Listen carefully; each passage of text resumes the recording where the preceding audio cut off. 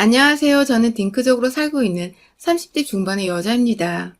저희 부부는 말 그대로 아이를 가지지 않은 채 온전히 둘이서만 2인 가정으로 살아가고 있어요. 둘 사이에 아이는 없지만 이게 다 합의된 것이고 4살 연상의 남편과 저는 여전히 아이만 없을 뿐 연애할 때처럼 서로 많이 아끼고 사랑도 하고 때로는 친구처럼 정말 다정하고 찐하게 친히 지내는 사이입니다. 남들이 딱히 뭐라 하지 않은 이상 지금의 삶에 불만을 가져본 적도 없고 앞으로도 그럴 일은 없을 것 같아요. 저희 부부가 처음부터 딩크족을 꿈꿨던 건 아닙니다. 저희도 한때 지금도 지나가다 보이는 아이들이 예쁘지만 예전엔 내 몸으로 직접 키워서 낳은 아이를 원하기도 했었고 그렇게 아이 소리가 들리는 시끄러운 가정을 가져보는 걸 꿈꾸기도 했죠. 하지만 어디 세상살이가 그리 쉽던가요. 어릴 적부터 엄마가 본 뒤 못다 이룬 꿈을 저를 통해 이루게 하고 싶다며 죽어라 없는 살림에 미술학원에 보내며 저를 뒷바라지 하셨고 그렇게 저는 고등학교도 예술고로 진학을 하고 대학도 디자인을 전공해 졸업을 했는데요. 이게 막상 엄마의 꿈을 대신 이뤄드렸다는 생각이 벅차고 즐거웠지만 현실은 그리 꿈처럼 마냥 좋지가 않더라고요. 취업을 하기도 힘들고 한번 취업을 해도 열정페이를 바라는 욕 나오는 회사들은 또 어찌나 많던지 이게 내 밥벌이로 가당키나 할까 싶었던 순간들이 여럿 있었지만 딱히 다른 것을 잘하는 것도 아니었던 저는 어쩌다 보니 울며 겨자 먹기로 제 전공을 살려 디자인 업계에서 박봉으로 하루살이처럼 매일매일 살고 있었습니다. 그러다 보니 저 하나 챙기는 일이 세상에서 가장 소중해졌어요. 매일같이 회사에서는 상사한테 죽어라 뜯겼고 그렇게 퇴근을 하고 집에 오면 힘들어서 풀이 죽어있는 절 보며 엄마는 또 엄마라고 하소연을 하며 잔소리를 하시니 여기저기서 사람들 말 때문에 제 귀가 막 썩어 들어가는 기분까지 들었습니다.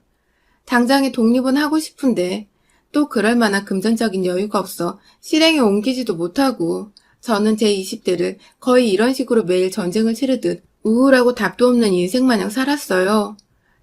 딱 그렇게 확 아무도 모르게 거품처럼 세상에서 사라져버렸으면 좋겠다 싶던 때에 지금의 남편을 만났습니다. 제가 퇴근을 하고도 집에 들어가기 싫다는 이유로 자주 동네에 있던 구리 도서관을 이용했었는데요. 거기서 저같이 직장인인 듯 양복을 입은 딱 한 사람이 더 있었는데 그게 바로 저희 남편이었어요. 그냥 모두 다 시험 공부를 하는 학생들이나 나이 드신 어른들이 앉아 계시는 풍경이었는데 그중 눈에 띄는 사람이라 저도 몇 번 쳐다봤었고 그러다가 둘이서 눈도 자주 마주쳤는데 거의 반년 정도는 서로 인사는커녕 말 한마디 나누지 않은 채 각자 할 일을 하고는 사라지곤 했죠. 저는 저대로 하루 종일 회사에서 지쳐버린 마음을 책으로 위로하고 있었고 나중에서야 연애를 하며 알게 된 건데 남편은 당시 회사를 다니면서 퇴근 후에 자격증 준비를 하고 있었다 하더라고요. 그렇게 저희는 공동부모도 없고 그냥 각자 할 일을 하려고 구립 도서관에 왔다가 6개월 정도 안면을 튼 후에야 제가 먼저 대시하면서 처음으로 대화란 걸 나눠봤습니다. 딱히 이 사람을 꼬셔야겠다는 마음은 아니었어요. 그냥 정말로 이 사람이 뭘 하는 사람인지가 궁금했어요.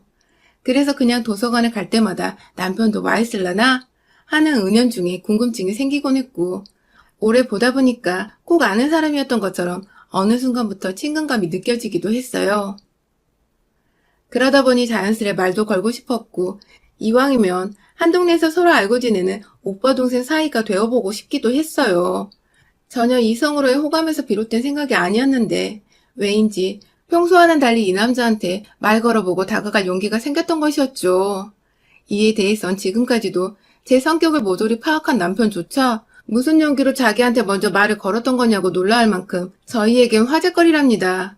아무튼 저는 먼저 말을 걸었을 뿐인데 기다렸다는 듯이 남편은 저와 함께 커피를 마시고 싶었다는 예기치도 못한 말을 꺼낸 바람에 제가 잠시 얼굴이 붉혀지기도 했었고요.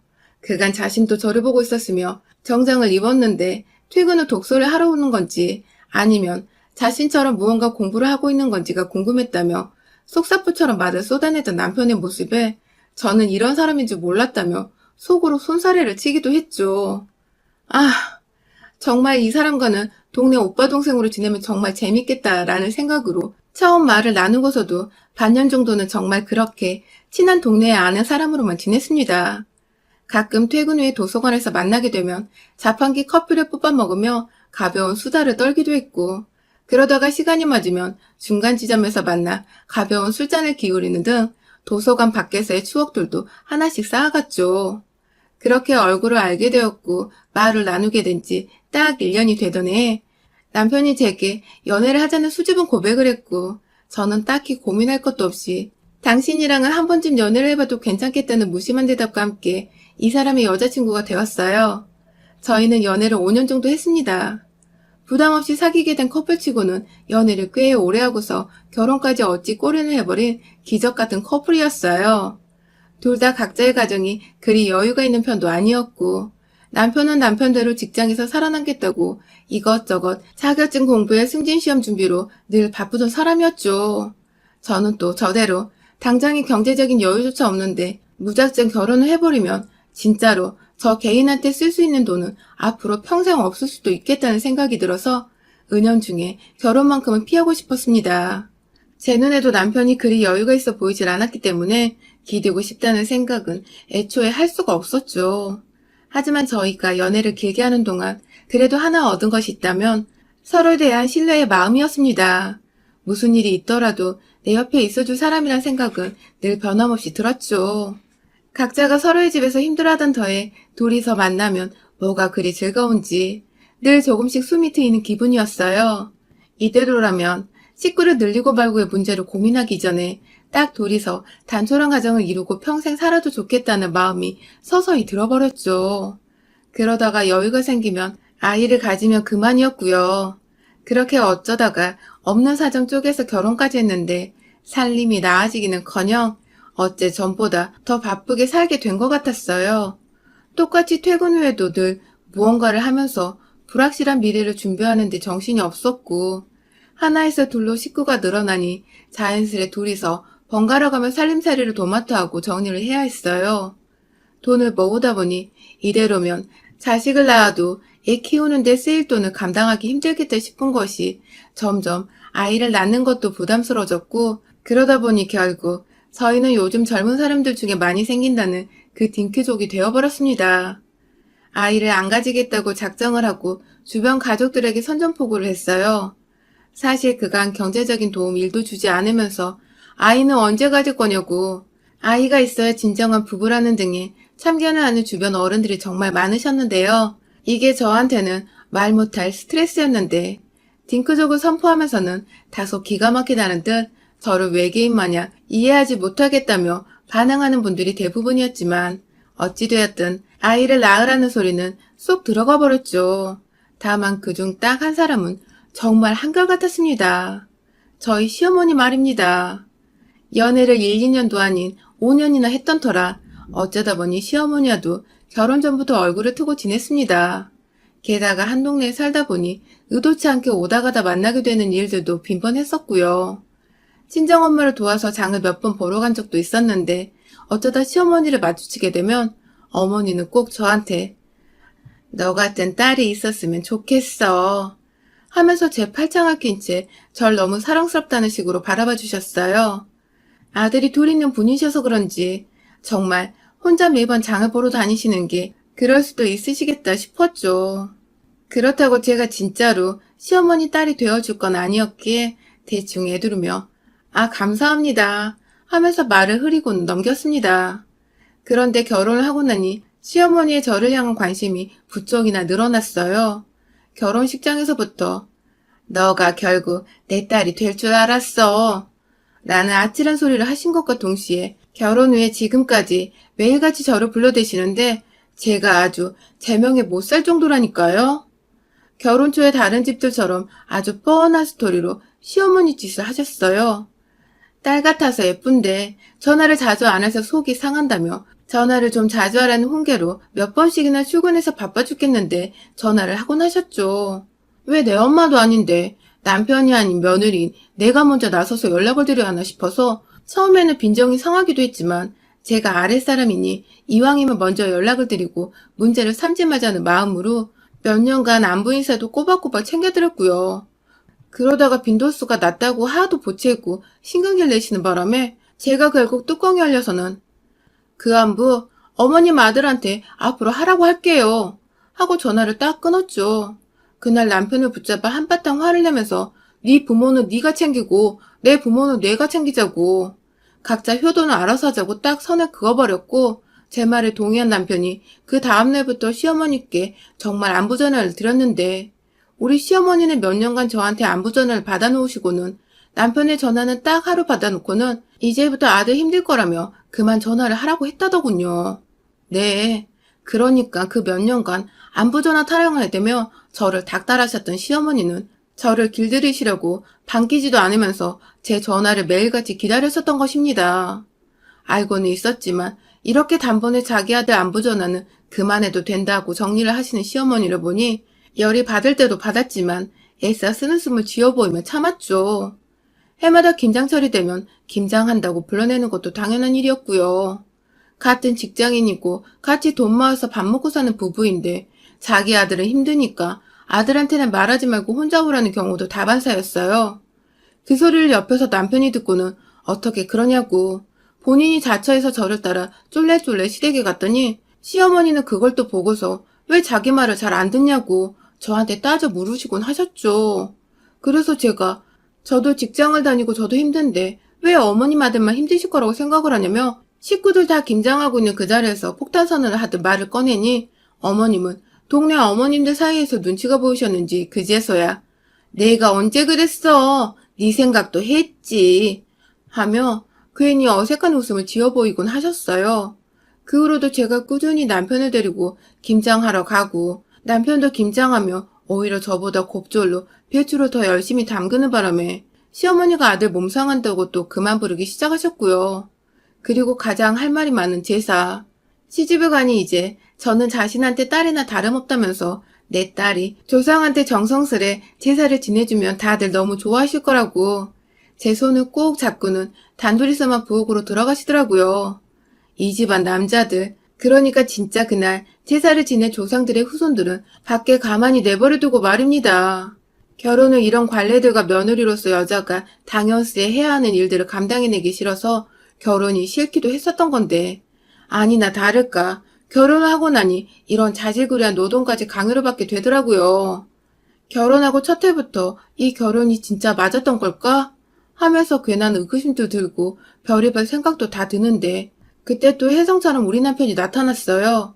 어머니가 아무도 들어오지 말라는 식으로 딸 같은 며느리인 저 하나만 딱 데리고 들어가 버린 그 부엌안을 마치 거대한 전선의 경계물을 허물어버리고 들어오는 헐크마냥 그 사람이 진짜 너무 멋지고 듬직했었죠. 남편은 부엌으로 들어오자마자 일거리들을 한눈으로 쫙 스캔을 하고서는 이걸 어떻게 여자 둘이서 해결하려고 하냐며 저를 보며 은연중에 귀여운 윙크를 날리곤 자기가 두 팔을 걷어 본격적으로 일을 시작하더라고요. 어머님이 옆에서 아구아구 하지 마라 하면서 아들 일하는 거 보기 싫다고 죽는 소리를 해대고 있는데도 눈치 밥 말아먹고 저를 도와주겠다고 나서서는 결국 아버님까지 부엌에 들어오게 한 남편. 진짜 제게는 구세주 같은 사람이었어요. 이건 뭐 이쯤 되니 남편 좀만 고생시키면 웬만한 시집살이는 다 해결이 되겠더라고요. 하지만 딱 하나 남편도 나서지 못하는 게 있었습니다. 바로 아이에 대한 잔소리였죠. 시어머니는 저희 부부가 아이를 낳기 원치 않는다고 분명히 말씀을 드렸는데도 불구하고 남편이 없을 때 제 옆에 와 꼭 조용히 말을 꺼내셨어요. 딸 같아서 하는 말인데 늙으면 후회할 거라고. 그러니까 지금 당장이라도 자식을 빨리 낳으라고 말이죠. 처음엔 이런 식으로 진심으로 절 걱정하듯이 말을 하셨어요.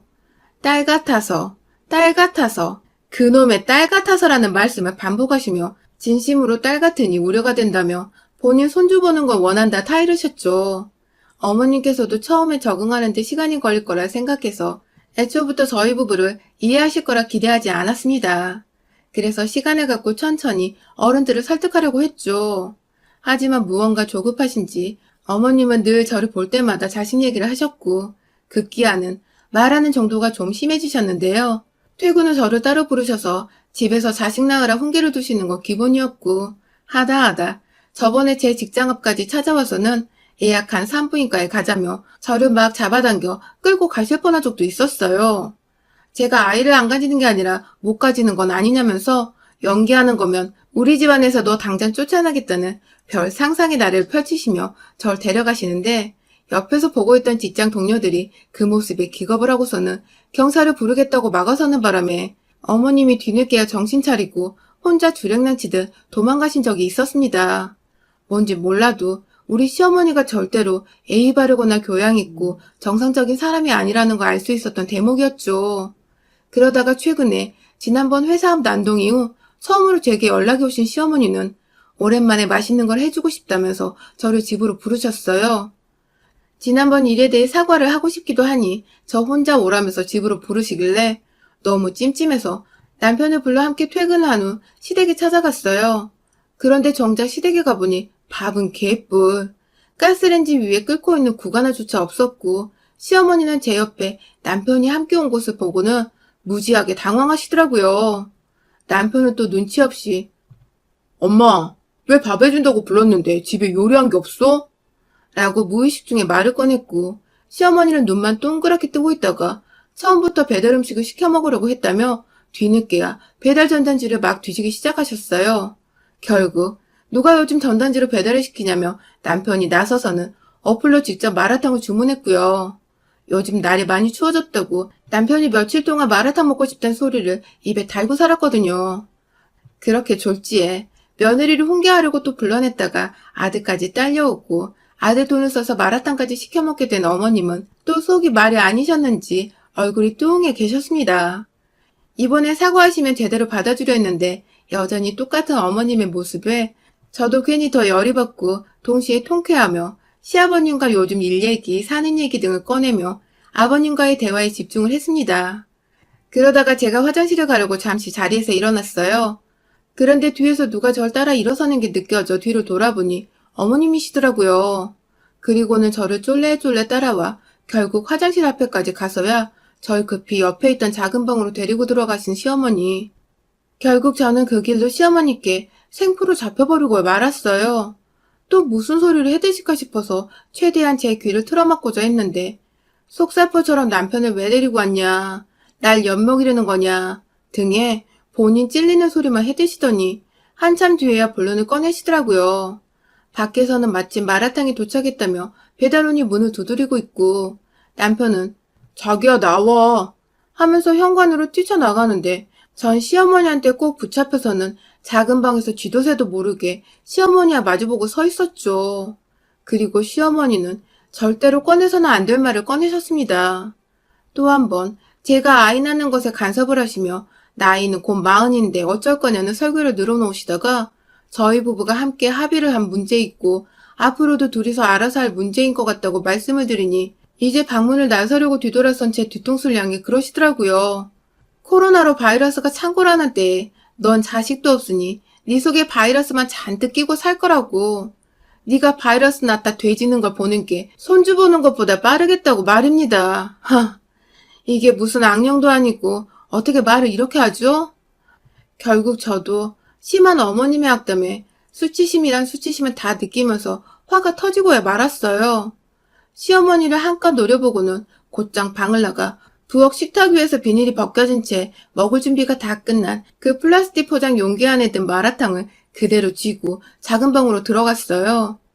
이걸 확 부어버리라니 시어머니는 순간 쫄아서 막 옆에 있던 침대 위 이불을 뒤집어 쓰고 마지막까지 피해보겠다고 발악을 하시는데 차마 이 뜨거운 걸 부어버렸다간 괜히 시어머니 화상을 입혀 뉴스라도 나오면 난처하니 혼자 밤새도록 치우고 닦으라고 이불 위를 포함한 오만 방바닥과 침대 바닥까지 몽땅 마라탕 국물을 부어버렸네요.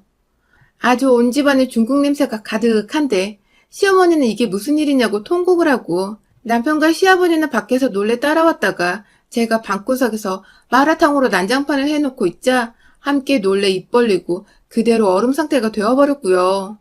그렇게 저는 구간에 든 중국 당면까지 남김없이 냇가에 물고기 풀어주듯이 하나하나 수놓아 바닥에 놓아주곤 쿨하게 그 집에서 퇴장했습니다. 아주 영영 말입니다. 저희 어머니 그날 이후 저한테 단 한 번도 전화를 안 하고 계시고요. 저번에 저희 친정어머니 말씀 들어보니 동네에 한번 마주쳤는데 혼자 뭐가 그리 겁이 났는지 막 주랭량을 쳐 도망가셨다네요. 상상 속에 저희 엄마도 자기한테 마라탕 비슷한 뭔가를 던질 거라 생각을 하셨던 모양이더라고요. 졸지에 서열 정리 완벽하게 되었고 더 이상 허튼 수작 부리는 시어머니 행패를 마주하지 않아도 되어 온전히 다시금 남편의 옆에서 오로지 저희 두 사람만을 생각하며 잘 살아가는 중입니다.